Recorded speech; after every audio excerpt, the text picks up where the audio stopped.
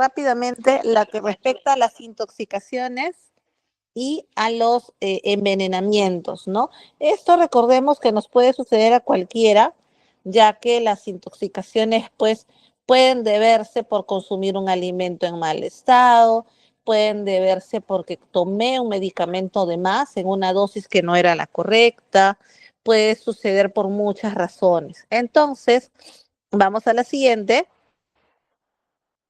¿Qué es lo que vendríamos a conocer nosotros como un tóxico? Un tóxico es una sustancia, dice que una vez introducida en el organismo lo puede lesionar, ya sea a largo plazo o de forma inmediata. Nosotros generalmente conocemos a los tóxicos cuando ya notamos los síntomas, ¿verdad? Difícilmente lo logramos detectar desde antes. Entonces, hay factores que van a intervenir para que esta intoxicación tenga una mejor o una peor evolución. Una de ellas vendría a ser la edad de la persona. No es lo mismo que me intoxique teniendo, no sé, pues 20 años, a que de repente me intoxique siendo un bebé de 20 días, ¿verdad? Entonces, ¿qué es lo que sucede? Cuando yo soy muy pequeño, cuando yo soy muy bebé, cuando hay una intoxicación, podría costarme inclusive la vida. En cambio, si yo soy una persona adulta, lo más probable es que tenga muchas más probabilidades de salir adelante. ¿Ya? El cuerpo, el organismo busca la forma de eliminar el tóxico. ¿Qué más tenemos? El peso. El peso también influye. Un niño, un bebé, tienen menos peso en comparación a un adulto. Entonces, su sistema de defensa, su cuerpo es distinto, es diferente su reacción hacia la de nosotros.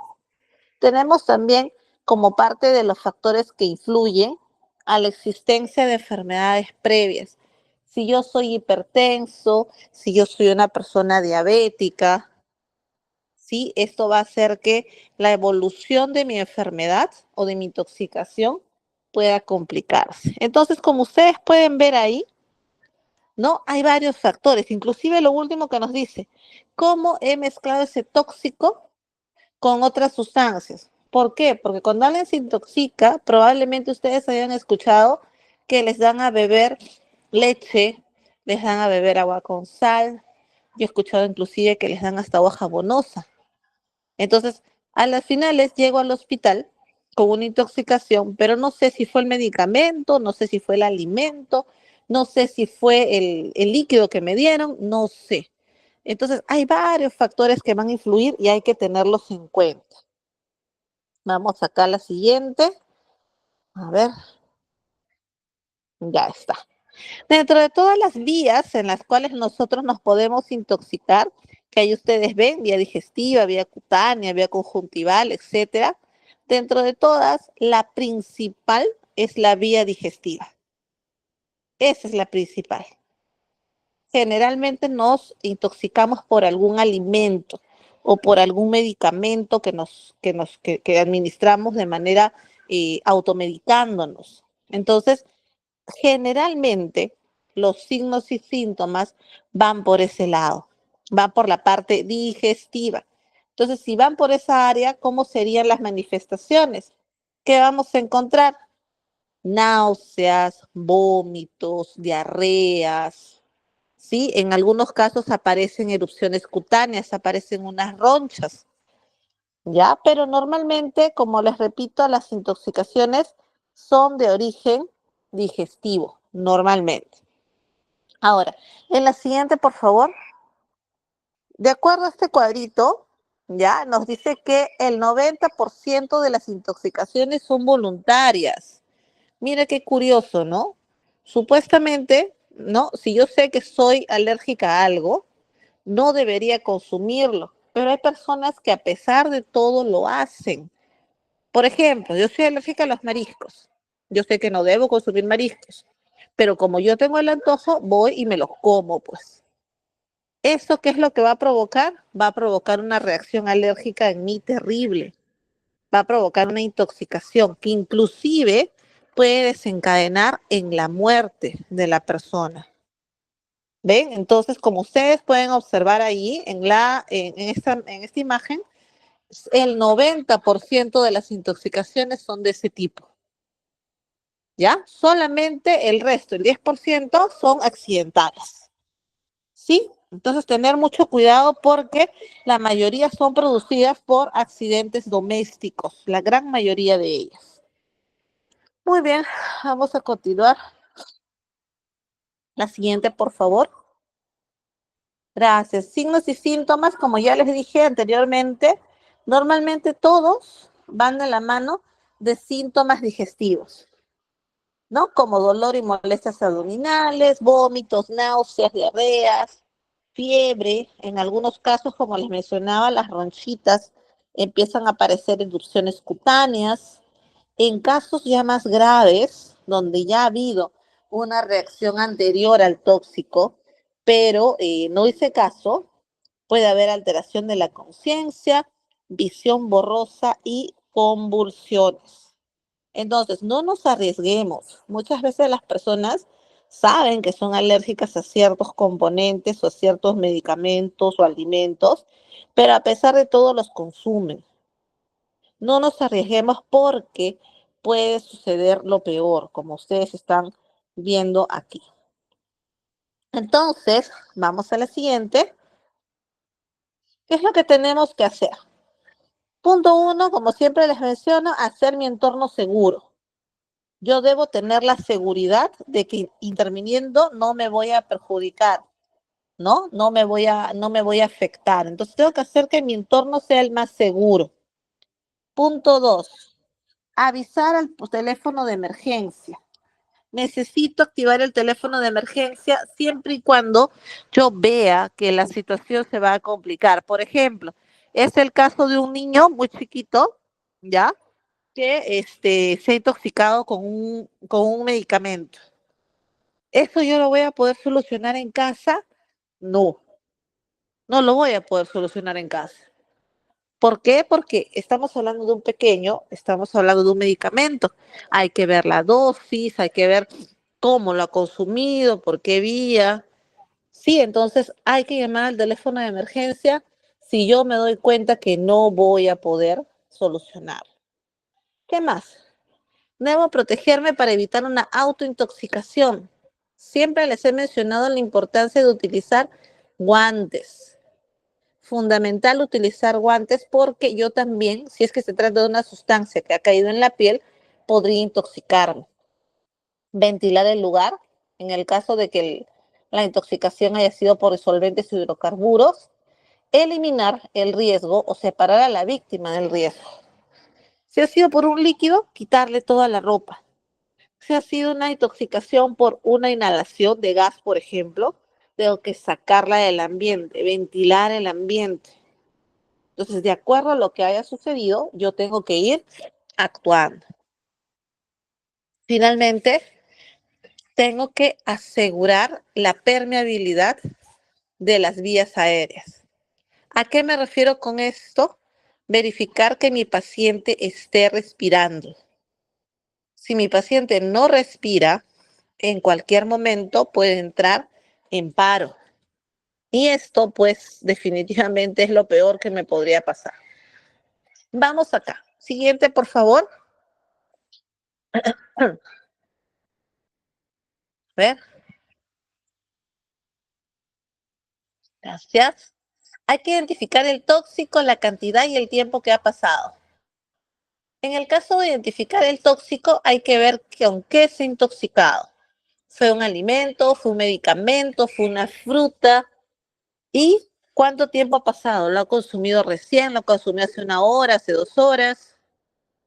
¿Correcto? Entonces hay que tener en cuenta eso para informarle a quién, a la ambulancia cuando venga. Necesito reportar qué es lo que ha sucedido. Aparte de todo, en el punto 8 nos menciona algo importante, que es que hay que consultar la ficha de datos del tóxico. ¿A qué me refiero? En todos los envases, en todos los empaques, hay una etiqueta en la cual menciona qué hacer. Por ejemplo, en caso de que haya entrado en contacto con los ojos, en caso de que haya entrado en contacto o hayas ingerido, Entonces, todos esos datos ustedes los pueden leer en las etiquetas. Si tienen a la mano una etiqueta de algún tóxico, por ejemplo, algo sencillito como un kit de esmaltes, de repente en la casa tienes thinner, tienes ácido muriático, tienes algún detergente, lee en el empaque del detergente y dice abajo, en caso de ingestión, hacer tal o cual procedimiento. En caso de contacto con los ojos, hacer esto, esto, el otro. Entonces, allí tenemos una referencia que nos puede ayudar mientras conseguimos la ayuda, porque recordemos que la ambulancia no va a llegar inmediatamente. Entonces, mientras encontramos la ayuda, podemos ir avanzando con esas medidas que se indican, pues, en las etiquetas, en los precintos. Allí lo van a encontrar. Si ustedes son curiosos, van a poder verlo. Vamos acá. Recoger una muestra del producto si es que la tienes a la mano. ¿Sí? Estar preparado por si es necesario iniciar RCP, llamar al teléfono de emergencia que ya les había mencionado. No le des de tomar leche, ni agua, ni huevos, ni nada. Porque como te repito, cuando llega al hospital, lo más probable es que le pidan una muestra, le hacen el lavado gástrico y allí va a salir el contenido del tóxico. Entonces, ¿qué es lo que pasa si es que lo combino con otra sustancia? Al final no voy a saber, como te repito, con qué se intoxicó. ¿Ya? Tampoco provoques el vómito. Hay algunas sustancias que ya irritaron las vías digestivas de mi paciente al ingerir, y si yo produzco el vómito, ¿qué quiere decir? Que al regresar, ya vamos a volver a dañar las vías del paciente. Muy bien. Vamos a la siguiente. A ver, gracias. Dice acá intoxicación alimentaria. Este es lo más común y aquí no voy a ahondar mucho. ¿Por qué? Porque normalmente ahorita, así como en verano, que estamos nosotros, cuando nosotros guardamos comida, cuando de repente no cuidamos el hecho de que los alimentos estén refrigerados, nos podemos intoxicar. Recuerden, los alimentos una vez ya cocinados empiezan su proceso de degradación, empiezan a descomponerse. Entonces, para evitar que ese proceso se acelere, ¿qué es lo que podemos hacer? Guardar los alimentos en la refrigeradora. Es lo mejor. Con eso, con el frío, voy a evitar que los microorganismos se reproduzcan. Ahora, no es que el alimento esté contaminado. Lo que pasa es que los mismos alimentos empiezan su proceso de degradación. Es un mismo proceso, tal cual. Entonces, yo hago que esta comida tenga mayor durabilidad. ¿Cómo? Guardándola en el congelador o guardándola en la refri específicamente. Y cuando las voy a consumir nuevamente, ¿qué es lo que tengo que hacer? Tengo que calentarlas y volverlas hasta el punto de ebullición, es decir, hacer que hiervan. Si es que no hierven, lo más probable es que pueda volver a contaminarme y pueda volver a intoxicar. ¿Ya? Vamos a tener en cuenta entonces, vamos a la siguiente. Como ustedes se dan cuenta, entonces aquí tenemos los síntomas, pueden aparecer de forma rápida, inclusive después de algunas horas, pero van a aparecer. Dentro de ellos tenemos, mira los síntomas acá abajo: náuseas, vómitos, calambres abdominales, diarrea. En ocasiones la diarrea es tan intensa que puede salir con sangre, fiebre, dolor de cabeza. ¿Cuál es el problema más grande con la intoxicación? ¿Cuál es el problema más grande con la intoxicación? Que cuando tú estás con muchos vómitos, con muchas diarreas, te vas a intoxicar y te vas a deshidratar. Cuando me deshidrato es peligroso. En una persona adulta puede tolerar la deshidratación por varias horas, pero en el caso de que sea un bebé o en el caso de que sea un adulto mayor, la situación se hace bien complicada. En general, la deshidratación sí podría matar a una persona. Ya la deshidratación sí podría hacerlo. Entonces aquí debemos estar alertas para poder atender a esta persona. ¿Qué es lo que puedo hacer? Siempre verificar que a pesar de que esté con este proceso de las náuseas y los vómitos, tratar de rehidratarlo. ¿Y cómo lo rehidrato? Vamos a la siguiente, por favor. Aquí está. Esta fórmula yo les pediría, anótenla, siempre tenganla presente, porque a veces no tenemos la disponibilidad de una botica, estamos lejos de un centro de salud. Entonces la pregunta de las mamás es, ¿y ahora qué hago? ¿Qué le doy? Observa, aquí está la fórmula del suero casero. ¿Cómo la hago? Mira ahí, dice, mezclamos 1 litro de agua con una cucharita, ojo, cucharita ya pequeña de sal y una cuchara grande de azúcar. Mezclas todo eso en 1 litro de agua y te vas a dar cuenta que va a formar una mezcla medio transparente con ciertos rasgos blanquecinos por el azúcar y la sal, pero que va a mantener hidratado a tu paciente. Este es un suero casero. ¿Va a tener un sabor medio extraño? Sí, es verdad. Tienes en el mercado muchas marcas, Frutiflex, ¿no?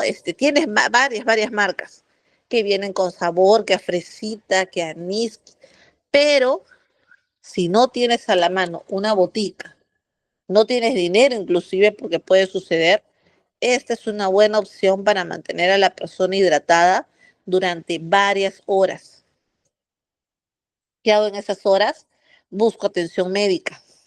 ¿Por qué? Porque con este suero, ojo, no estoy curando al paciente. Con este suero lo que estoy haciendo es simplemente mantenerlo hidratado. ¿Para qué? Para que no vaya a colapsar, no vaya a entrar en shock. Ay, Dios, se juntó todo hoy día. Mil disculpas por los fuegos artificiales. Creo que sabían que el día de hoy finalizábamos el curso. Qué barbaridad. Muy bien. Vamos a la siguiente, por favor. A ver, listo. Gracias, ahora sí. Intoxicación por agentes vivos. ¿A quiénes tenemos? A las abejas, a las avispas y a las garrapatas.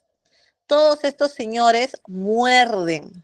Contrariamente a lo que nosotros pensamos, normalmente todos decimos, me pica la garrapata no pica, la garrapata muerde, igual que la araña muerde, ¿sí? Entonces, ¿qué es lo que sucede con estos insectos, con estos agentes vivos? Normalmente tienen dentro de sí unas sustancias que generan en nosotros una reacción alérgica. Una reacción que puede ser sencilla, manejable totalmente en casa, como también podría ser que termines en el hospital. ¿Sí? Ha habido casos de picaduras de abeja que han terminado normal, otros han terminado hospitalizados con una inflamación terrible de la glotis, de la garganta, personas que no pueden respirar y se asfixian. En el caso de la garrapata, por ejemplo, ustedes han de haber escuchado que inclusive hay famosos que tienen la enfermedad de Lyme, ¿no? Que es una enfermedad en la cual tu cuerpo empieza a autoatacarse, es una enfermedad autoinmune que se activa con la presencia de este animalito. Entonces, como regla general, como dice aquí, los signos y síntomas presentados son dolor, más o menos intenso, dependiendo, inflamación, enrojecimiento de la zona y en el caso de las abejas puedes encontrar el aguijón. En el tema del aguijón hay que tener cuidado. Mucha gente se arriesga a retirarlo sin saber cómo hacerlo. Yo, si sé cómo hacerlo, lo voy a hacer, pero si no, me debo abstener, porque si el aguijón se rompe al querer manipularlo, vas a tener que ir al centro de salud, te van a tener que hacer un corte y luego recién van a poder sacar ese aguijón. Si no, es bien, bien, bien difícil que logres conseguir cómo retirarlo. Entonces, imagínate, algo que se pudo haber solucionado de una manera tan fácil, ya no se puede hacer. Ok, vamos acá. Ay, ahora sí. Vamos a la siguiente, por favor. Ya está. ¿Qué debo hacer entonces en general ante la picadura de un animal?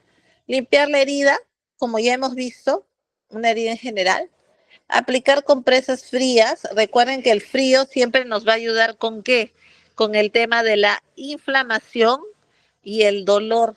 El frío es analgésico, ¿verdad? Entonces el frío nos puede ayudar a calmar el dolor y a la vez a desinflamar. Si se trata de una picadura de abeja, retirar con cuidado el aguijón, así como ven en la imagen. Ya hay que saber retirarlo. En caso de una picadura de garrapata, dice acá, mojarla con insecticidas apropiados. Una vez muerta, con una pinza o con los dedos, ya, tirar del cuerpo sin romperlo. Pero como bien dice acá, si no sabes, ve a un centro sanitario. La garrapata tiene el mismo problema que el aguijón. Si la garrapata queda dentro de la piel, va a continuar reproduciéndose. Y si ya está muerta, como todo organismo muerto, va a empezar su proceso de degradación, de putrefacción. Entonces, ¿qué es lo que se va a producir? Una infección local. Mantener en reposo la extremidad, no hagas tú ningún corte, ¿ya? Muchos cortan para que la sangre salga. No tiene nada que ver. Tampoco succiones la picadura, ni pongas ungüentos, ni nada, porque lo ideal es que te vean en un hospital para poder saber qué hacer. ¿Sí? La siguiente, por favor, es la misma, si se dan cuenta. A ver, es lo mismo, mira, ¿sí? El tema de cómo extraer el aguijón. Como les dice aquí, hay que tener cuidado con lo que extraes el aguijón. Muchos utilizan una pinza, pero en el caso de la pinza, como dice aquí, no se sugiere porque puede presionar el saco de veneno e incrementar la cantidad de veneno liberado en la herida.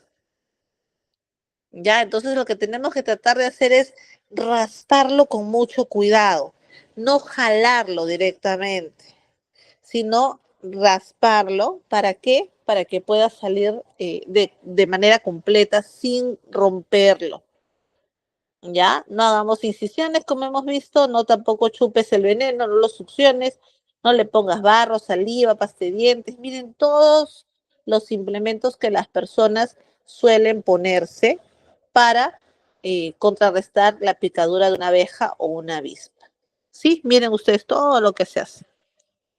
Ok, listo. Vamos a la siguiente, por favor. Acá estamos. Ahora, ¿qué hacemos con la mordedura de animales? Normalmente, pues vamos a hablar de la más común, que vendría a ser la mordedura de perro. En el caso de la mordedura de perro, ¿ya? Tenemos que tener muchísimo cuidado porque el perrito transmite una enfermedad que hasta hoy es incurable. ¿De qué enfermedad estamos hablando? Estamos hablando de la rabia, ¿ya? Entonces, en tiempos de verano, así como ahorita estamos, la rabia está en todo su esplendor. Se empieza a esparcir por todos los perritos que no han recibido su vacunación a tiempo. Entonces, cuando a ti te muerde un perro, debes tener dos cuidados. Uno, el cuidado de por sí de la herida, porque obviamente pues te ha producido una herida. Y dos, ver el tema de si este perrito ha estado vacunado, si tiene al día su vacuna de la rabia, básicamente, si se trata de un perrito conocido. ¿Ok? Entonces, vamos a continuar. Y la otra es la picadura, perdón, la mordedura de una serpiente, que deja esas características que ustedes ven allí en la imagen. Ya está. Vamos a la siguiente, por favor. Me encantaría pasarles un videíto, pero la verdad que se está haciendo bien difícil y mi batería no sé hasta qué momento aguante. Pero estoy haciendo todo lo posible, señores. Las disculpas del caso. Vamos acá. Síntomas que se presentan ante una mordedura de serpiente. Tenemos la inflamación local. La zona se pone enrojecida. Hay mucho dolor. Está la huella, como tú puedes ver. Hay dos marcas, ¿no? De los dientes de la serpiente. Y puedes presentar alteraciones neurológicas como ansiedad, vómitos, náuseas, inclusive convulsiones. Pero ¿dónde te vas a dar cuenta de esto? Cuando ya se ha inoculado el veneno en tu piel, en tu sangre. Entonces, aquí, ¿qué es lo que la gente normalmente hace? Succiona el veneno. Te corta y succiona el veneno. Así no funciona. Hay que tener en cuenta que la sangre circula con una rapidez inmensa. Entonces, mientras me ha mordido la serpiente, mientras llego, me atienden, cortan la piel y succionan, ya la sangre inoculada de veneno ya circuló por mi cuerpo, ¿ya? Ya no está localizada, ¿correcto? Entonces, no hagamos esa práctica. ¿Por qué? Porque también acá hay otro riesgo. ¿Qué pasa si es que yo succiono el veneno y lo degluto, me lo trago? ¿Mm? Ay, a ver, creo que tengo una pregunta. Dice acá, frente a la picadura de algún insecto, ¿se puede aplicar alcohol para desinfectar o solo se debe lavar con agua y jabón? Buena pregunta. Siempre tratamos las heridas con agua y jabón. El alcohol, señores, no desinfecta. Por años hemos tenido esa idea. El alcohol no desinfecta. Lo que hace el alcohol con los microorganismos es como paralizarlos, inmovilizarlos. Pero ese efecto dura minutos. No, no es permanente, no los mata. El alcohol no mata microorganismos. ¿Ya? Entonces, antes nosotros teníamos la idea de que sí, pues no, las heridas se limpiaban con alcohol. Y es más, la gente decía, mientras más te arde, es porque está matando las bacterias. Y no es así. ¿Ya? Entonces, entendamos esto. Y qué bueno, qué acertada tu pregunta. Tener cuidado. A una herida no se le echa alcohol. No deberíamos echársela por nada del mundo. Estoy quemando peor la piel, estoy lastimándola y no estoy consiguiendo ningún efecto beneficioso. ¿Ya? Muy bien. Qué buena ahí tu pregunta. Igual si tienen alguna consulta, alguna duda, por favor, me van diciendo. Bien, vamos entonces a la siguiente, por favor. Aquí tenemos a las mordeduras de animales. Acá está. A ver, tenemos acá. En primer lugar, lavar la herida con agua y jabón, que ya lo hemos visto. Si tengo alguna sustancia antiséptica, le echo, porque a veces tenemos en el botiquín de la casa yodo, ¿no? O yodopovidona. No está mal. Si en la casa ya lo han utilizado previamente, es una buena opción. Sí, pero no todas las personas toleran bien el yodo. Hay personas que son alérgicas al yodo. Entonces le pongo yodo y aparte de la herida, estoy formando una reacción alérgica. ¿Ya? Entonces tener cuidado, no a todos. Tapo la herida, controlo la hemorragia de ser posible, llamo a emergencias si es que la herida es muy profunda o está sangrando demasiado, ¿sí? Y bueno, como dice acá, si se dispone de información, conocer si el animal atacante está vacunado contra la rabia. Fíjense, si el perrito que les ha mordido de repente es el perrito del barrio, todos lo conocen. Ah, ya, pues entonces todos saben de que este perrito, pues, este, no, nadie lo vacuna, nadie está al tanto de eso. O de repente es un perro cercano de un vecino. Ah, no, este perrito sí, para el día con sus vacunas. Entonces, tenemos que buscar el origen del perro. Acá hay otro asunto importante. Muchas veces la acción que realizan las personas frente a esto es, hay que matar al perro. No funciona así, porque si yo mato al perro, ¿ya? Una vez el perro muerto, yo no voy a tener la seguridad de que ese perrito ha tenido o no ha tenido rabia. En cambio, si yo dejo al perro vivo, yo puedo observarlo. ¿Cuánto es el periodo que yo debo observarlo? 10 días. Si en esos 10 días el perrito sigue normal, como si nada, no lo veo enfermo, no lo veo espumeante, no lo veo mal, eso me indica que este perrito no ha tenido rabia y que yo tampoco voy a tener rabia.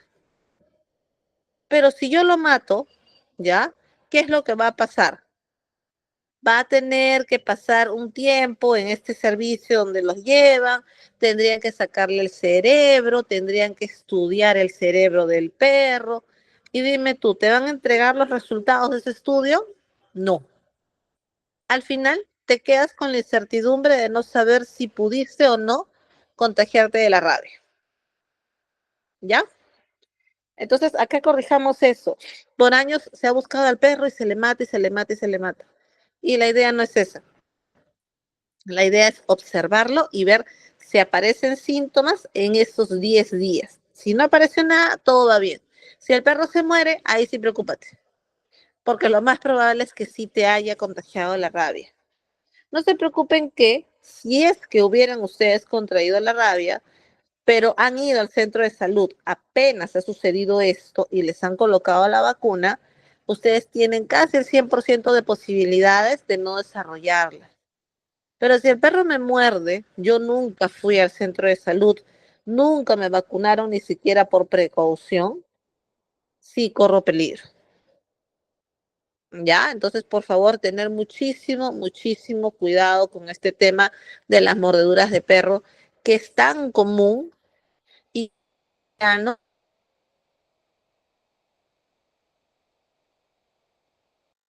es una situación bien frecuente, ¿ya? Bien frecuente. Se dice que la rabia justa más en situaciones de calor.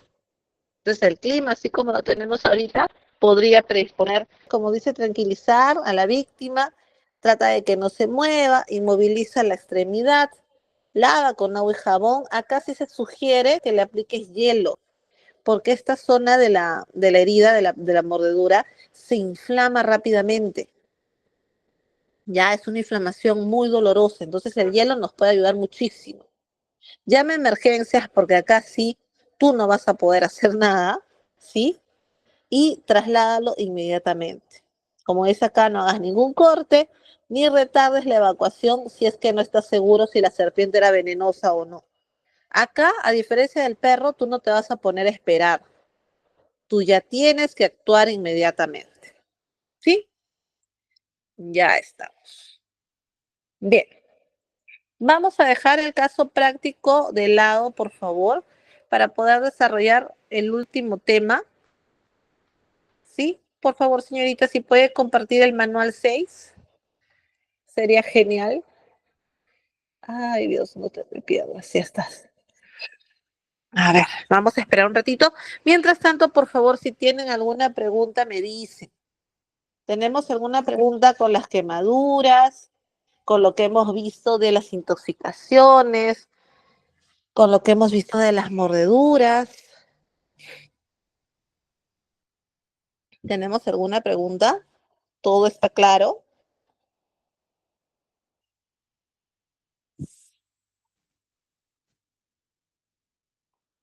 A ver, ninguna pregunta.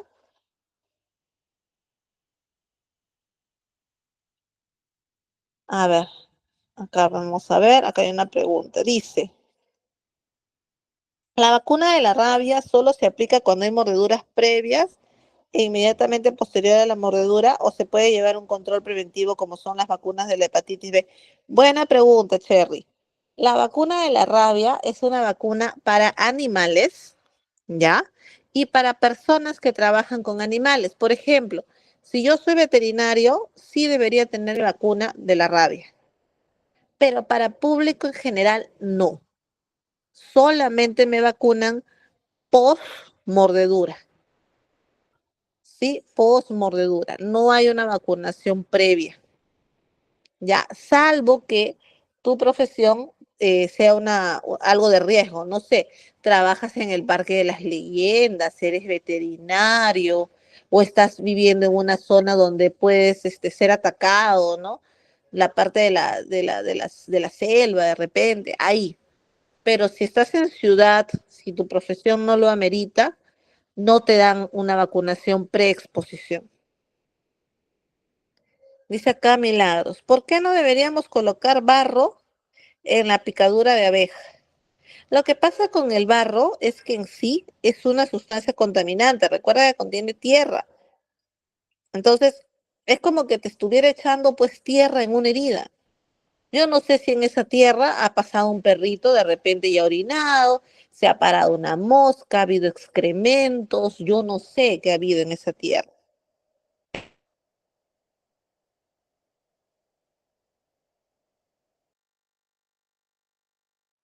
Entonces, yo sé que el barro vas a saber que no se te infla, no se te inflama tanto la piel, pero corres el riesgo de que se te infecte. Entonces, esa es la gran pregunta, ¿no? ¿Qué es más importante? ¿Que te calme el dolor momentáneamente o que al final termines con una infección grave? Muy bien, listo, Milagro, lo máximo. Ya estamos entonces. Vamos a ver entonces acá, en nuestro tema 6 tenemos las enfermedades de aparición súbita, tenemos el ataque cardíaco, desmayos, epilepsia, implementación y manejo de botiquines. Acá también tenemos que avanzar rápido para complementar todo lo que nos piden. Vamos a la siguiente, por favor, porque de aquí viene la presentación.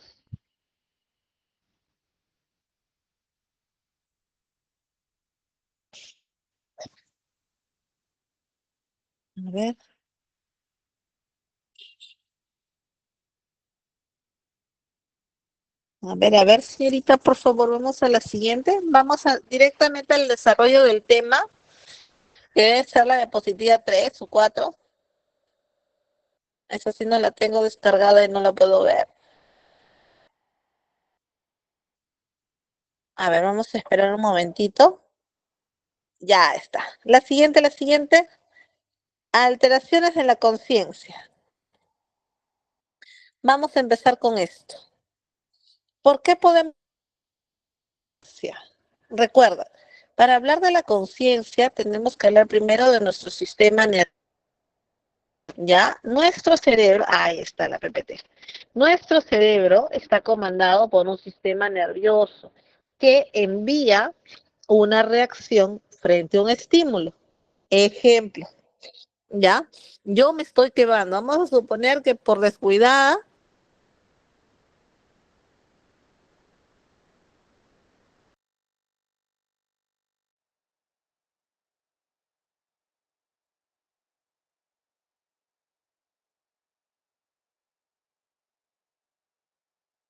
van haciendo como una carrera de postas hasta que llegan al cerebro y le avisan, cerebro, esta chica se ha quemado los dedos, ¿qué hacemos? Entonces mi cerebro dice, asu. Bueno, dile que diga au, que saque la mano y para proteger esa piel que se ponga roja, roja, roja y caliente. Muy bien, las neuronas regresan hasta mis dedos, yo recién digo au, quito la mano y me doy cuenta que mis dedos están calientes. ¿Cuánto tiempo pasó para eso? ¿Un minuto? ¿10 minutos? No, pasaron milésimas de segundos. Es una reacción casi, casi inmediata. ¿Y eso es por qué? Porque yo estoy consciente, yo estoy alerta. Mi sistema nervioso tiene esa particularidad, que cuando yo estoy consciente, yo estoy alerta a los estímulos. Pero hay situaciones en las cuales yo puedo perder esa capacidad de estar alerta, sí. Como dice acá, la pérdida o alteración de la conciencia es el estado en el que el cerebro tiene abolidos determinados actos reflejos y solo reacciona ante determinados estímulos, ¿ya? No a todos. Entonces, aquí, ¿qué vamos a ver? Vamos a ver la lipotimia, el estado de coma y la epilepsia, ¿ya? Vamos con el primero, a ver.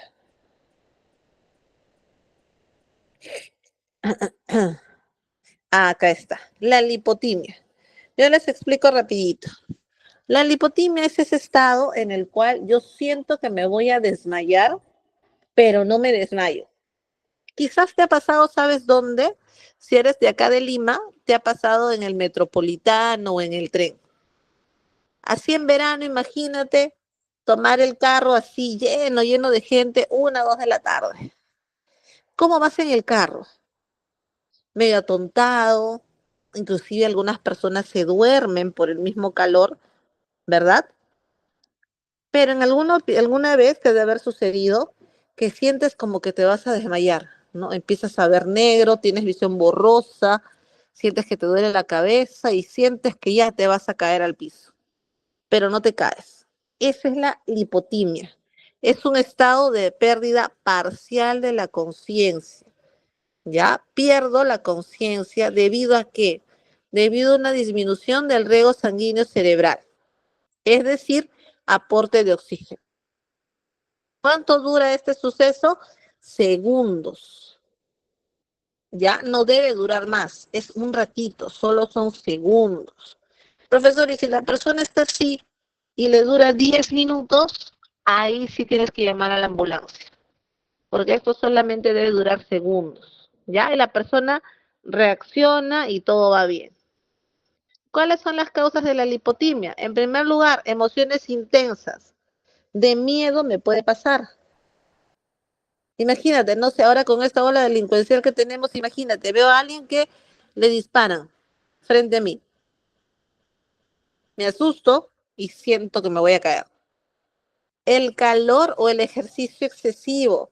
Imagínate cómo se sienten a estas alturas y con este calor las personas que trabajan en construcción, ¿no? Los albañiles, todas estas personas que cargan pesos, sudan, van, vienen.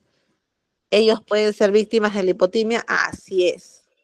Estar de pie mucho rato sin moverse, como cuando éramos niñitos antes y nos hacían formar los días lunes, sobre todo para el saludo a la bandera, y muchos llegaban hasta sin desayuno y se desmayaban.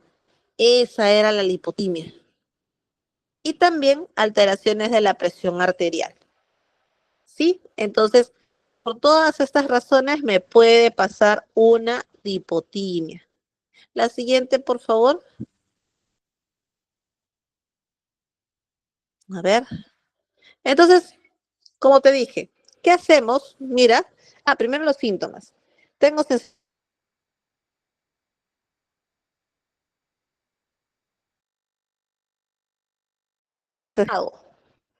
En primer lugar, dice, estirar a la persona lo antes posible para que vaya a un lugar con aire.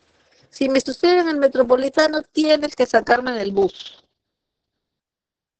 porque justamente ese calor excesivo, esa cantidad de gente es la que está produciéndome esa sensación. Aflojarle la ropa que apriete, ¿no? Hay gente que inclusive sale a la calle con 2, 3 fajas. Yo no entiendo cómo pueden respirar, más aún en verano, pero retíraselas. Si es un varón y está con camisa y corbata también, aligérale la ropa. Y lo más importante es lo que ves aquí en la imagen. Elévale las piernas. Levanta las piernitas. Profesora, ¿para qué le levanto las piernas? Para hacer que toda la sangre de nuestro cuerpo, ¿ya? Trate de hacer que llegue con mayor fluidez a tu cerebro. Por gravedad, si te das cuenta, la sangre va a caer y va a llegar a tu cerebro. Entonces, eso va a ayudarme a que reaccione de una mejor manera. ¿Cuándo traslado a la persona a un centro médico? Cuando han pasado más de 5 minutos y esta señora no reacciona. Ahí sí, algo ha pasado, ¿ya? Entonces, no te olvides, esto de acá es rápido, es momentáneo, no debería durar mucho, solo segundos, ¿correcto? Y la persona va a reaccionar por sí misma. ¿Sí? ¿Hasta acá todo bien? ¿Estamos bien? ¿Alguna pregunta? Vamos a la siguiente, por favor.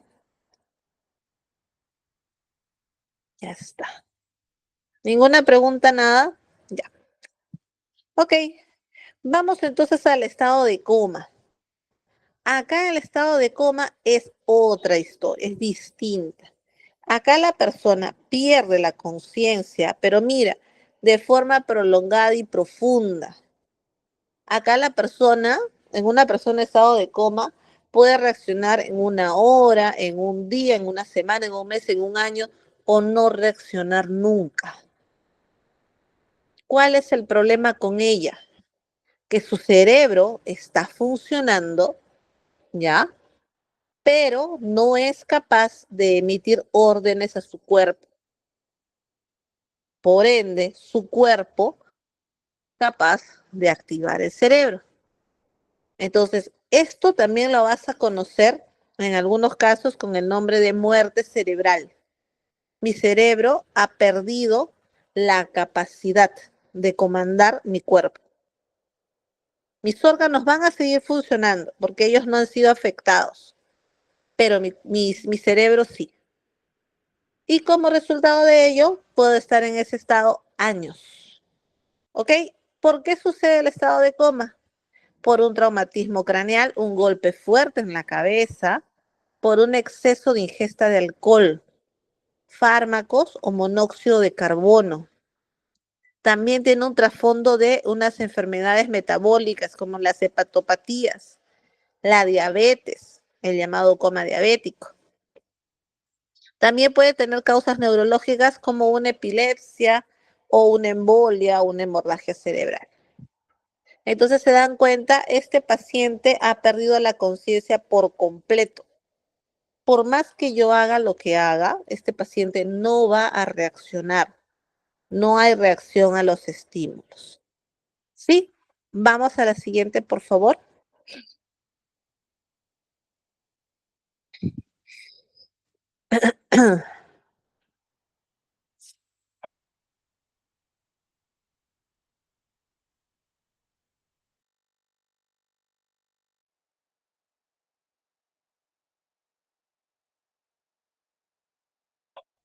A ver, ya está.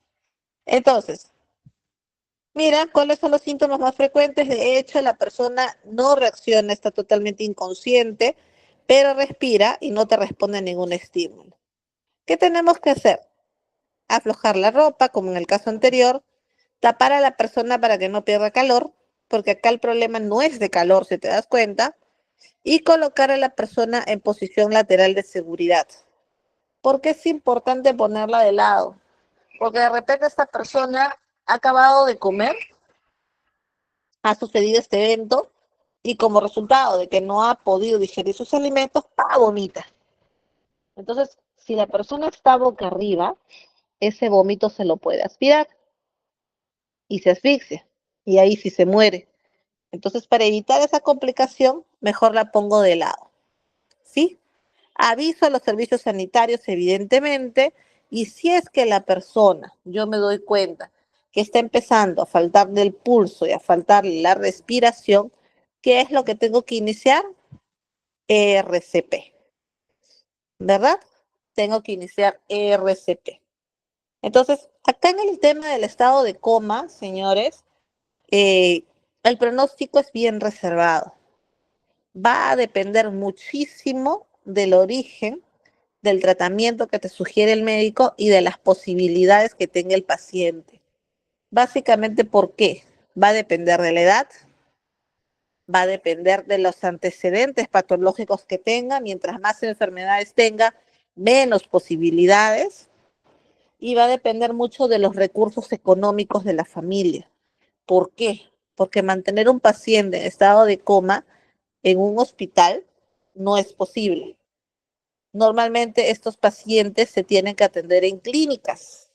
En un hospital, como ustedes saben, la dotación de camas es muy poca. Hay muchísimos pacientes esperando por una cama. Entonces, como este paciente no tiene, ¿qué es lo que te va a decir el médico? Yo le sugiero que la lleven a una clínica. Una clínica tiene más recursos, pero es más costosa. Y como te repito, este paciente puede estar internado por años sin presentar ningún signo de mejoría. Al contrario, Conforme va pasando el tiempo, sus órganos van a ir colapsando. Va a llegar el momento en que el médico te va a sugerir que lo desconectes, porque no se puede hacer más. ¿Sí? ¿Estamos de acuerdo hasta aquí? ¿Tenemos alguna pregunta? Nada, nada. Ya, muy bien. Vamos a la siguiente, por favor, señorita. Ay, creo que me voy a resfriar. Vamos acá. Crisis convulsivas y epilepsia. Vamos con la pregunta de cajón. ¿Es lo mismo la convulsión y la epilepsia? A ver, los leo por acá. Vamos a ver, acá está. Ya, a ver. ¿Es lo mismo la convulsión que la epilepsia? ¿Qué opinan ustedes o qué saben ustedes? ¿Me comentan? No es lo mismo, ya. ¿Cuál es la diferencia en todo caso? A ver, ¿cuál es la diferencia entre la convulsión y la epilepsia? Si sabemos, genial. Si no sabemos, también. No se preocupen, estamos aquí para aprender. No, nada, ya, les explico.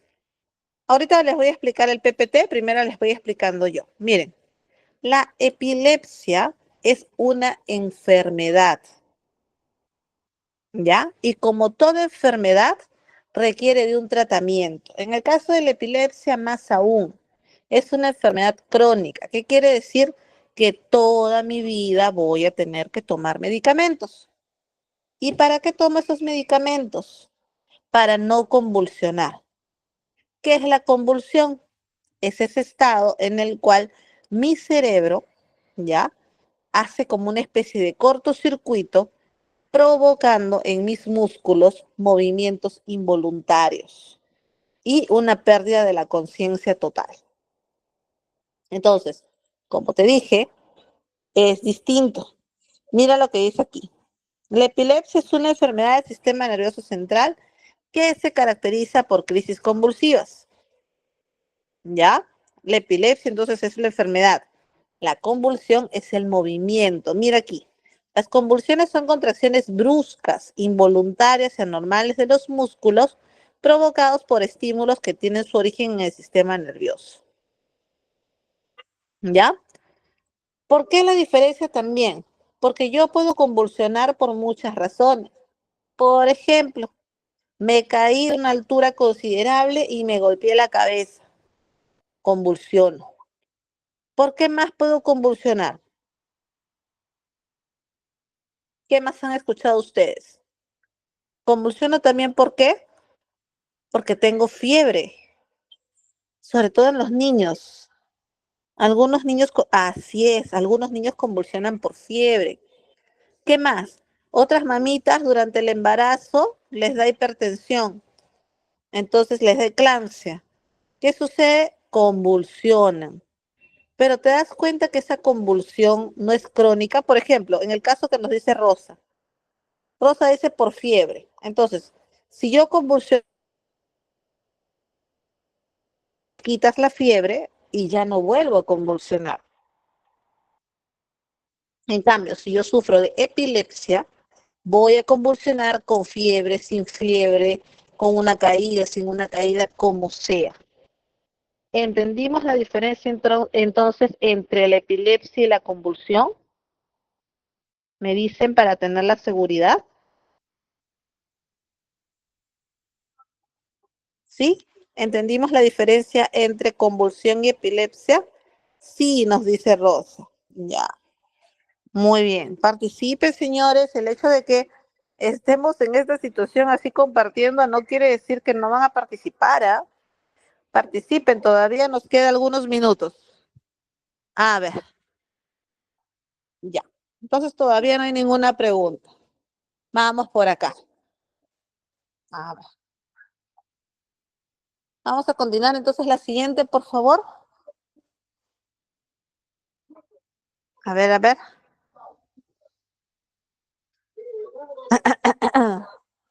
Ya está. Entonces, ¿qué tengo que hacer frente a una convulsión? Porque, ojo, lo que yo voy a cuidar es la convulsión. La epilepsia no la puedo cuidar, ¿verdad? La epilepsia solamente la voy a manejar siguiendo el tratamiento que el médico ya le dijo, pero la convulsión sí la puedo contener. Mira, ¿cuál es el modo de actuación? En primer lugar, autoprotegerte, porque acá la persona va a caer al piso de golpe. No se va a dar ni cuenta si de repente te empuja o se golpea o te golpea de repente. ¿Ya? Tampoco dice acá, no sujetes a la persona que está padeciendo el ataque. Les comento una experiencia. Alguna vez tuve una alumna que convulsionaba, ¿ya? Y que su mamá se acercaba y la tocaba y la agarraba en los brazos fuertemente, ¿no? Y le decía, oye, ya, deja de moverte, tranquilízate. Tienes que reaccionar, no puedes estar así. ¿Tú crees que la chica lo escuchaba? No, pues, porque la chica estaba en una pérdida de conciencia. Así la mamá le hable, le grite, le pegue, le haga lo que le haga, esta niña no iba a reaccionar. La mamita no entendía, lamentablemente. Entonces, no sujetes a la víctima porque lo que puedes provocar es que, como ella se está moviendo con tanta fuerza, de repente lo que haces es romperle un hueso. ¿Ya? Entonces, por favor, tener mucho cuidado. Evita que se lesione observando su entorno y retira todo lo que lo pueda dañar. Imagina que estoy tomando un vaso de agua y me agarra la convulsión. El vaso cae al piso, va a haber vidrios rotos. Entonces ten cuidado, fíjate de retirar todo alrededor para que no me vaya a lastimar. Esto de acá vamos a tacharlo. Antes nosotros colocábamos un pañuelo en la boca. Eso ya no se hace algunos años. ¿Por qué no lo hacemos? Porque cuando este paciente está convulsionando, la única forma en la cual él respira es por la boca, porque la lengua se retrae, la lengua se envuelve hacia atrás. Entonces, si yo te pongo un trapo en la boca y tú respiras por la boca, ¿cómo vas a respirar? Te puedes asfixiar. Antes, inclusive, les comento, colocábamos un lápiz, lapicero, cualquier cosa en la boca para que no se muerda la lengua. Nosotros teníamos la creencia de que el paciente se iba a morder la lengua y no es así. La persona no se muerde la lengua, ¿ya? No se la muerde. ¿Cuándo has visto convulsionar a alguien con la lengua afuera? Nunca. ¿Ven? Entonces, ¿qué es lo que pasa? ¿Por qué sangra? Porque algunos me van a decir, profesora, pero empieza a sangrarle la boca, Sí, es verdad, porque a veces la misma presión de los dientes ya hace que sin querer se muerda, ¿no? O pueda presionar tan fuerte, que puede provocarse sangre de los labios, pero no es un sangrado profuso, no es un sangrado tipo hemorragia, es algo que podemos contener. ¿Ya? Una vez que ya cesaron las convulsiones, se sugiere que pongas a la persona de lado. Lo mismo, porque de repente puede vomitar. Muy aparte que el paciente cuando convulsiona, bota bastante saliva por la boca. No sé si ustedes han observado. ¿Ya? Entonces hay que evitar que se vaya a asfixiar. Y bueno, controlar en todo momento sus signos vitales y trasladarlo a un centro hospitalario. Antes de pasar a la siguiente, a ver, díganme, señores, ¿tenemos alguna pregunta? ¿Cuándo será necesario llamar a la ambulancia aquí? ¿O tú crees que no es necesario? A ver, coméntenme. ¿Será necesario llamar a la ambulancia?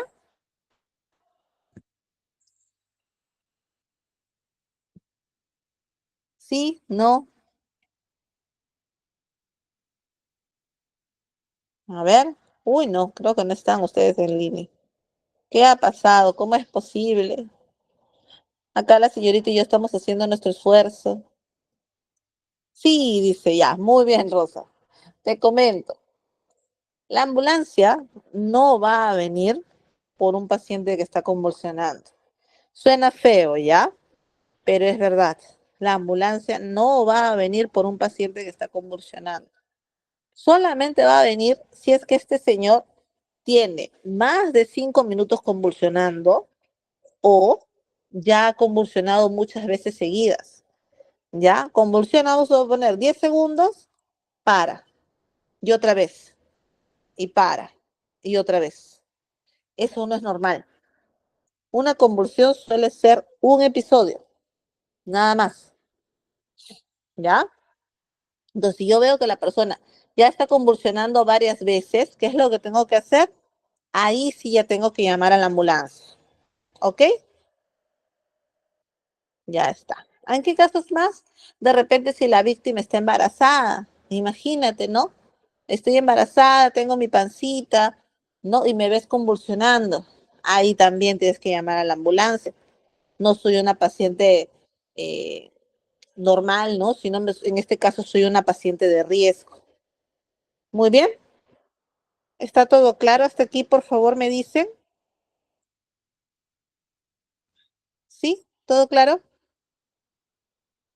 No hay ninguna pregunta. No hay ninguna pregunta. Excelente. Muy bien.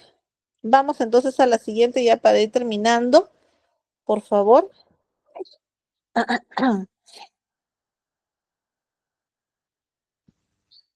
A ver, a ver.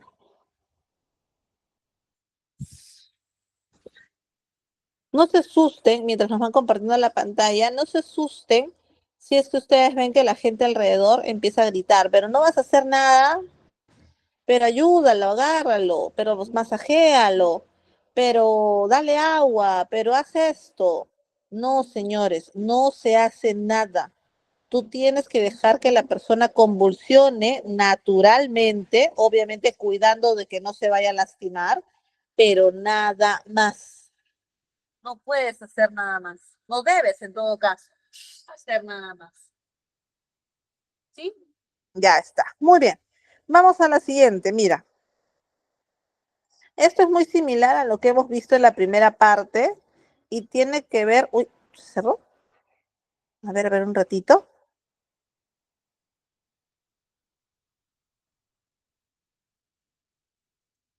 A ver, vamos a esperar un ratito. Si no me equivoco, ahí está. Es la PPT de golpe de calor. A ver, a ver, a ver.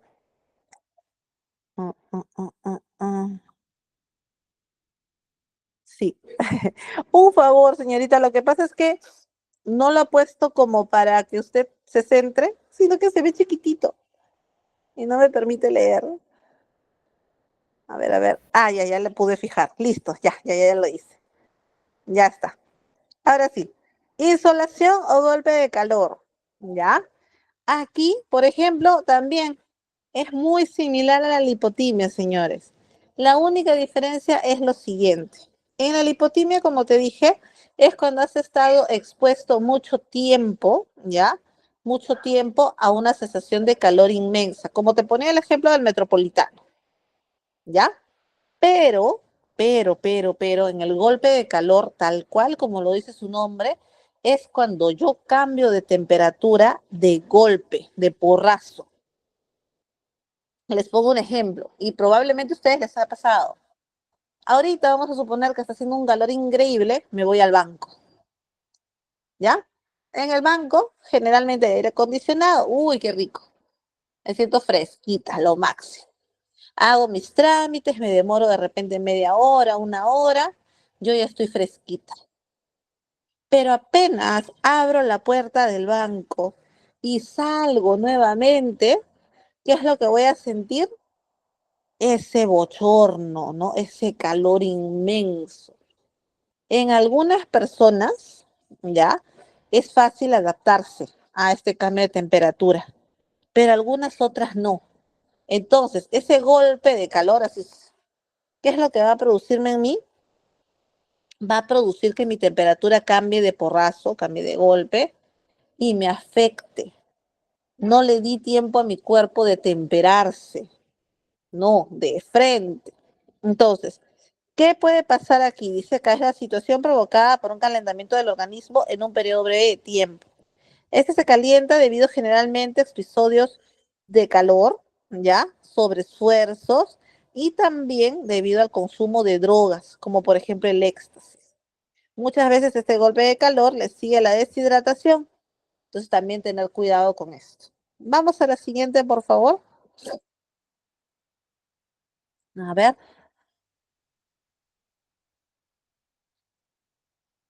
vamos a ver, vamos a ver. Entonces no se olviden, tengan mucho cuidado cuando suceda esto, ¿ya? De que voy a un sitio que está fresco, frito, temperadito, y luego vuelvo a regresar al ambiente y siento ese bochorno. ¿Qué tengo que hacer? Dice, las situaciones que exponen a una persona a sufrir un golpe de calor son lugares con temperatura elevada, sobre todo alto grado de humedad. Por ejemplo, el calor en la selva es muy distinto al calor de Lima. Para la gente que ha estado en la selva en algún momento, el calor es muy diferente. Acá nuestro sol quema directamente la piel. En la selva hace calor, pero la humedad hace que se sienta cierta frescura. ¿Ya? ¿Qué más? Esfuerzo físico excesivo, por ejemplo, realizar deporte. Eso sucede, por ejemplo, en los niños. Yo escucho ahorita que estoy en casa que hay niñitos jugando. Ahorita, bueno, ha bajado quizás un poquito la temperatura, pero esos niñitos están jugando desde las 12, 1 de la tarde. Es negligente que los niños salgan a jugar en estos horarios por dos razones. Uno, por el golpe de calor, que es un peligro, y dos, por la exposición al sol. ¿Ya? Es como cuando nos dicen que vayamos, que no vayamos a la playa desde las 12 del mediodía hasta las 4 de la tarde. Generalmente esas son las horas pico. Entonces, evitemos estar en el sol innecesariamente. ¿Ya? Si obviamente mi trabajo es ese, pues bueno, pero si puedo evitarlo, mucho mejor. ¿Qué más? También las quemaduras solares extensas, ya en el caso de que hubiera sucedido un incendio y yo he sido afectada directamente. La falta de líquidos y sales en lugares cálidos. Por ejemplo, un golpe de calor te puede dar en Piura, vete a Tumbes, Piura. Ellos manejan temperaturas mucho más elevadas que nosotros. Entonces el riesgo de deshidratación es más alto. Y también el consumo de alcohol excesivo.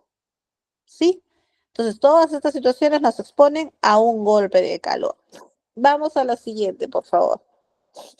Ah, ¿cómo me doy cuenta que tengo golpe de calor? Mira, temperatura corporal elevada, tengo fiebre, ¿ya? Voy a notar enrojecimiento en mi piel, sudoración en algunos casos. Ojo, otras personas no les da ni tiempo de sudar, ¿ya? Hay dolor de cabeza, visión borrosa, puede haber sensación de náuseas y en algunos casos ya más graves puede haber alteración de la conciencia y hasta convulsiones, ¿sí? Entonces, vamos a la siguiente. Si todo eso me pasa por el golpe de calor, ¿qué tengo que hacer? Punto uno, traslada a la persona a un lugar fresco. Es primordial.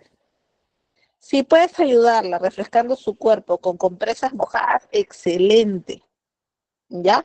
Pero ojo, compresas mojadas con agua temperada, con agua de tiempo, agua del caño. No le vayas a poner agua helada, ¿ya? Los cambios bruscos de temperatura, recuerda que son peligrosos. Entonces, no vayas a decir, no, mejor la bañamos, ¿ya? Y hay que ponerle agüita con hielo. No, nada helado. La mejor forma de bajar la temperatura es hacerlo con agua a temperatura ambiente, ¿sí?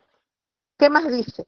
Si la persona está consciente, puedes ayudarla también dándole agua fresca para beber. Nuevamente, agua fresca, no helada. Controla sus signos vitales en todo momento. Si deja de respirar, empiezas inmediatamente RCP, pero es poco probable. Ya no es muy común. Es una posibilidad, pero no es muy común. Y si tú ves que la persona no reacciona por A o B motivos, tienes que trasladarla sí o sí a un centro hospitalario. ¿Ya? ¿Puedes ayudarte de un ventilador, como ves en la imagen? También, puedes ayudarte. Puedes echarle aire con un folder, con un cuaderno, puedes hacerlo. Mientras todo sea de manera natural, ¿ya? Pero no vayan a hacer medidas extremas, como por ejemplo, una vez una chica me comentaba que quisieron poner a una persona en una tina con cubitos de hielo. Repito, estos cambios bruscos de temperatura podrían inclusive costarle la vida al paciente, ¿ya? Entonces, no hagamos eso. Muy bien, vamos a la siguiente, por favor, señorita. A ver, acá está. Uy, las técnicas de traslado seguro de un lesionado. Vamos a la siguiente.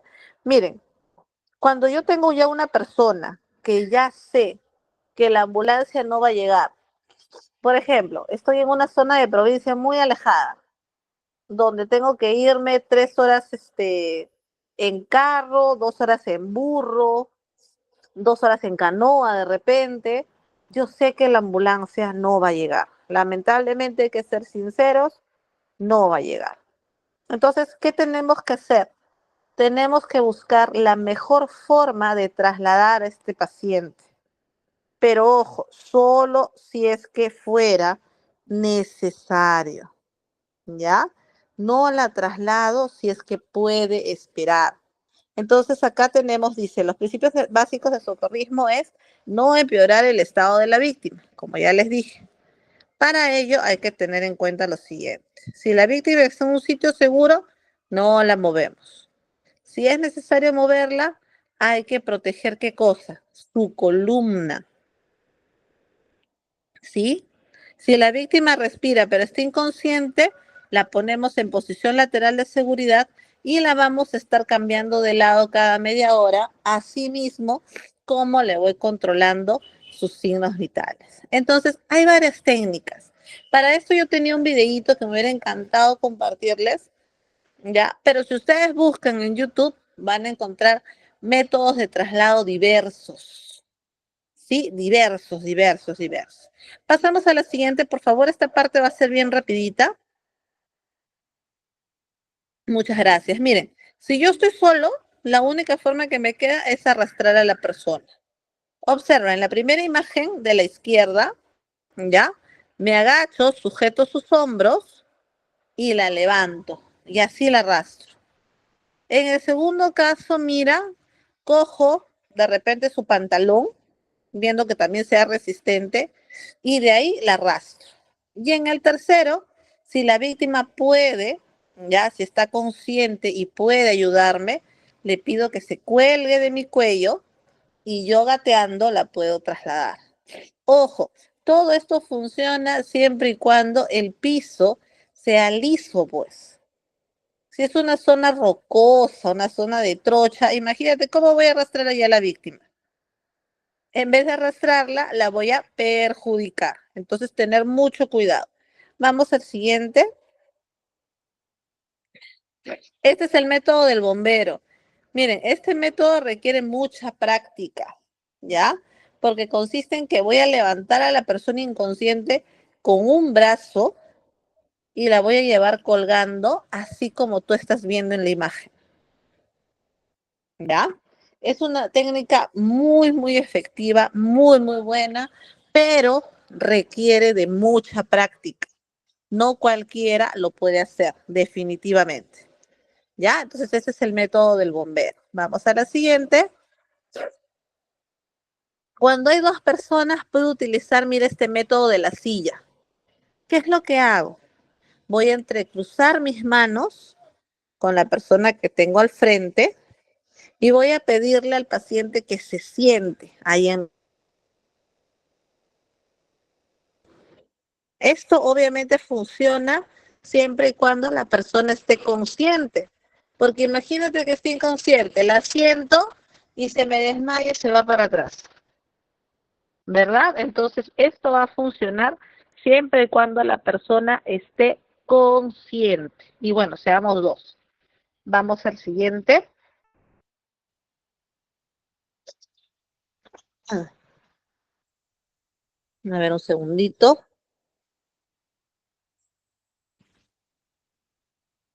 Cuando ya hay más de 3 personas, acá la cosa cambia. Porque, por ejemplo, mira, te puedes dividir el peso, uno adelante, otro al medio y otro atrás. Puedes inclusive utilizar, como pueden ver ahí, una camilla.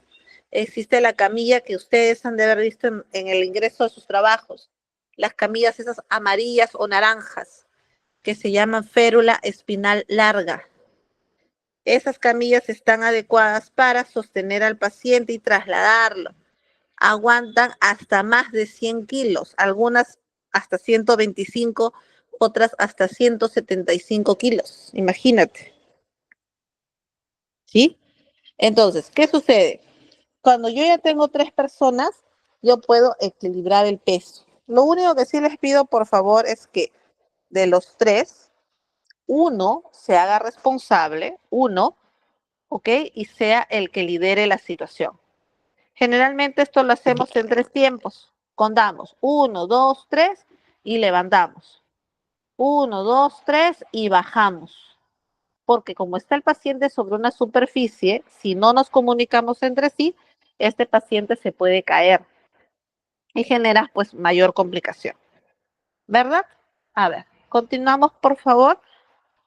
El siguiente. A ver,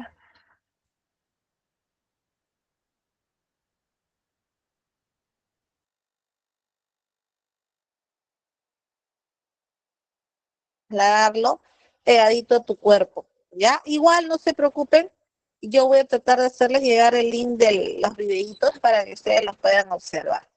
Vamos rapidito con los materiales de primeros auxilios. A ver, ya que nos quedan 5 minutitos. Vamos a la siguiente, por favor. Ahí está. El botiquín. El botiquín es un implemento indispensable cuando nosotros queremos prestar primeros auxilios. ¿Ya? Y les comento que ese botiquín no es una, no es una cosa que yo quiera, ¿ya? Imponer en los lugares, como por ejemplo en los centros de esparcimiento, en los restaurantes y todo ello, no. Existen normas que están detrás de este botiquín para que sepas qué implementos deben tener de acuerdo al giro del lugar donde estoy. Entonces, esa norma de referencia es la norma ANSI. ¿Ya? Si ustedes tienen algún espacio para poder buscar información sobre las normas ANSI, sería genial. ¿Cuál es lo aplicable de esta norma? Que la norma se tiene que adaptar a los entornos de trabajo y te va a decir qué es lo mínimo que debes tener. También clasifica los botiquines de acuerdo al tipo de implementos que tienen y también los clasifica de acuerdo a su portabilidad. Hay algunos botiquines que se pueden trasladar y otros que deben estar estáticos. Vamos al siguiente. A ver, parece que el que sí es la clasificación de los botiquines. Sí, ¿cómo se clasifican? Ah, aquí está. A ver, ya estamos. Tenemos los botiquines de clase A y clase B. El clase A es básico, el que tiene lo mínimo indispensable, mientras que el de clase B son especiales para lugares de trabajo y tienen implementos de acuerdo al lugar de trabajo. Por ejemplo, si yo trabajo en un lugar que sea una carpintería, ¿cuáles son mis riesgos más comunes? Que me corte de repente con un serrucho, que quizás un clavo se me impregne en el dedo. Entonces tengo que tener material para curación de heridas, tengo que tener material para amputaciones, ¿ya? Y así, va a tener implementos de acuerdo a lo necesario. En cambio, si hablamos de los tipos de botiquín, tenemos 4 tipos. Los 2 primeros son de uso de interiores, y el tipo 3 y el tipo 4 normalmente pueden salir, pueden movilizarse. ¿Cuál es la diferencia? Que el tipo 1 ya es un botiquín que nosotros hemos visto por años, ese botiquín cuadrado de madera que está en las oficinas, ese es el botiquín tipo 1, ¿ya? El de tipo 2 está también indicado para interiores, ¿ya? Pero dice acá que podría ser portátil, entonces en este caso podrían tener un asa. El tipo 3 se usa en interiores y exteriores, pero debe mantenerse protegido de posibles peligros y con un sello resistente al agua o a la intemperie, ¿ya? ¿A qué se refiere con esto? Vamos a ver por acá un ratito. Ya está. ¿A qué se refiere con esto? Que sucede que algunos botiquines, por ejemplo, están expuestos a la intemperie, por ejemplo, en las plantas industriales. Vamos a suponer, estoy en el almacén de una planta industrial y llueve. Entonces, ese botiquín va a estar expuesto. Debe tener un material específico, así como existen los uniformes que son antifluidos, así. Existe un material que se aplica en estos botiquines para que no se mojen. Y el último, que es el 4, es portátil, tiene un sello resistente al agua, tiene equipos materiales para trabajo de construcción. ¿Ya? Muy bien, vamos al siguiente. A ver, vamos al siguiente, por favor. Ah,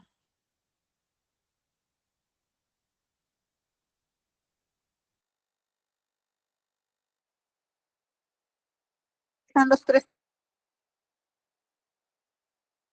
¿verdad? Que puede ser fijo, como también puede ser portátil, porque si te das cuenta tiene su asa. El del medio, que es el que conocemos siempre, que es de madera y está fijo en un lugar. Y el tercero, que viene en forma de un maletín, ya, que puede contener mucha cantidad de implementos. Es más, aquí podemos encontrar hasta un desfibrilador, les comento. Este botiquín está totalmente equipado. ¿Ya? Muy bien. Vamos al siguiente, por favor. Acá ustedes van a poder encontrar el material básico que debe tener un botiquín. ¿Ya? Ustedes pueden ver, tiene que tener parches oculares,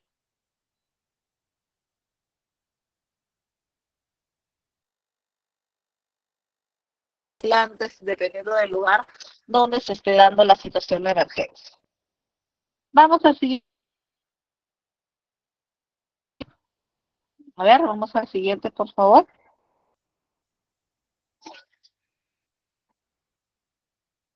A ver.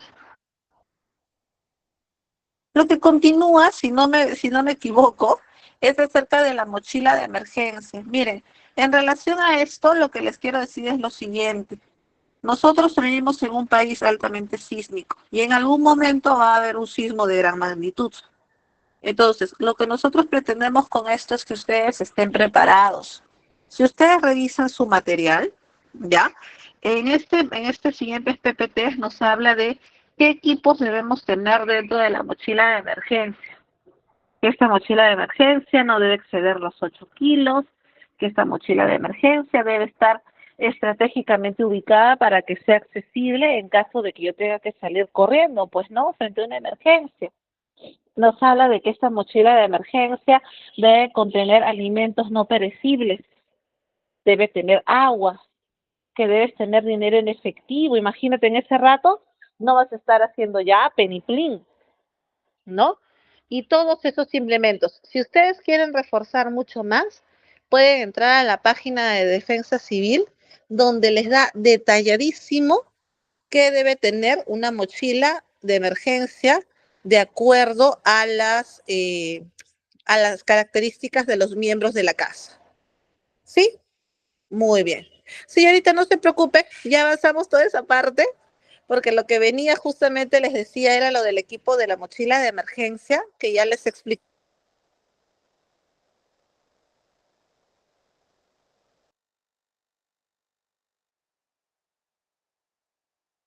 por favor. ¿Tenemos alguna pregunta, alguna duda, algo que de repente desean ahondar sobre esta parte?